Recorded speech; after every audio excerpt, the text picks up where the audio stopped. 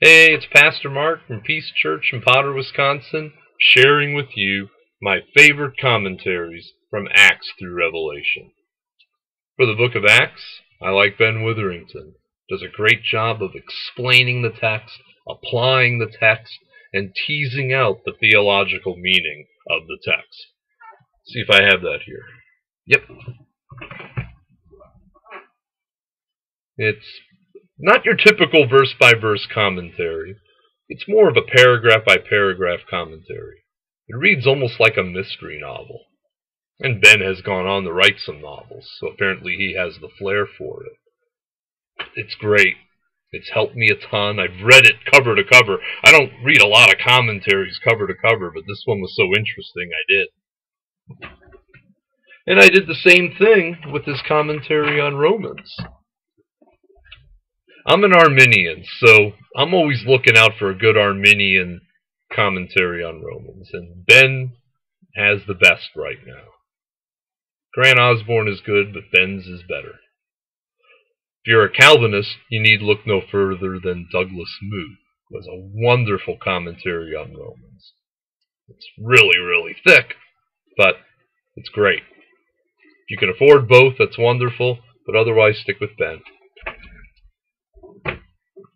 For 1 Corinthians, I recommend the new one by Roy Ciampa and Brian Rosner in the Pillar New Testament Commentary series. It does a great job of explaining and applying the text. What more do you need? For 2 Corinthians, we're going to go with Dwayne Garland in the New American Commentary series. I found his exegesis fascinating, and I love the way he applies it. I don't have a copy to show you because I use a digital version. Now for the book of Galatians, that one's a little bit tough to decide on. But again, for similar reasons, being an Arminian, I like Ben Witherington on Galatians. And it reads well. Ben always writes well. Now for the book of Ephesians, we have a situation here where we have an embarrassment of riches. There's so many good ones. It's hard to even name them all. So I'm only going to name one.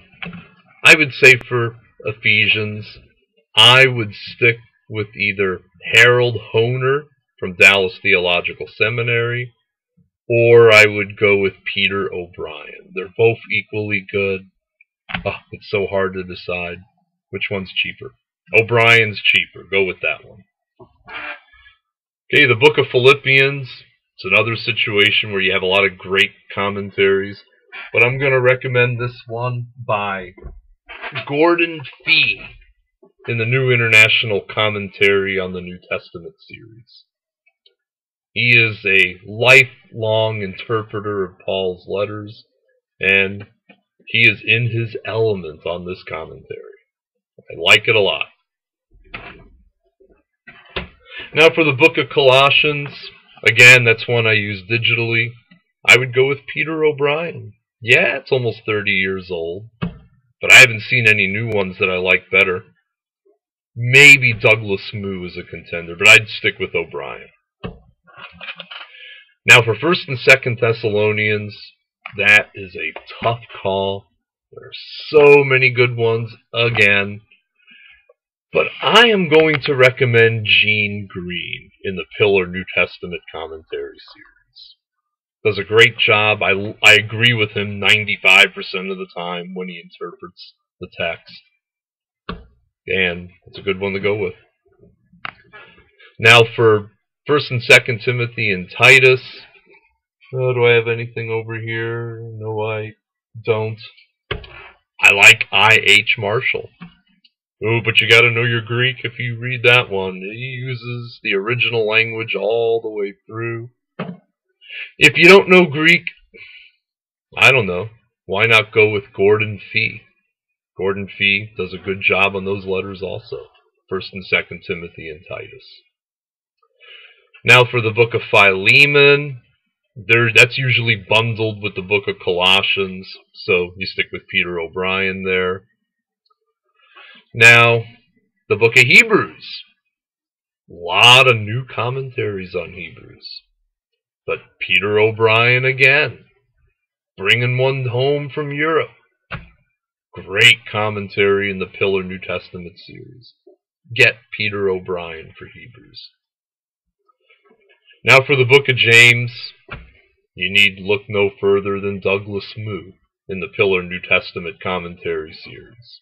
He has the best one. I know Craig Blomberg just came out with one, and I like Craig a lot, but Moo is king, so get Moo for this one. Now after James comes 1 Peter. Again, got a lot of good commentaries on that, but I really enjoyed Ben Witherington has 1 and 2 Peter bundled together, and he always has an eye for pastors and congregations who need to know how the text applies. And so for that reason, I really like this one. Witherington on 1 and 2 Peter. Now for 1 John, 2 John, and 3 John, let's see. You know, years ago I used to love I.H. Marshall on those epistles, but I would have to say now that Robert Yarbrough in the Baker Exegetical series is my favorite. Here we go. Very good, modern, up-to-date, and sensitive to the needs of congregations. It'll be a great help for ministers. Let's see. The book of Jude. Gene Green has Jude and 2 Peter bundled together. I think it's great. I would go with this.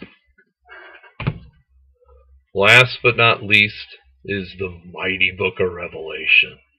I love Revelation, but let's face it, it's a hard book to interpret. So who can help us? Well, take a guess. I like Ben Witherington. Does a wonderful job. This commentary is easy, accessible, not hard to understand. It's just a few hundred pages. And I agree with him on almost everything he says. I think he does a wonderful job. If you want to get a better handle on the book of Revelation, look no further. Okay, guys, thanks a lot. I love doing this stuff. Have a great day.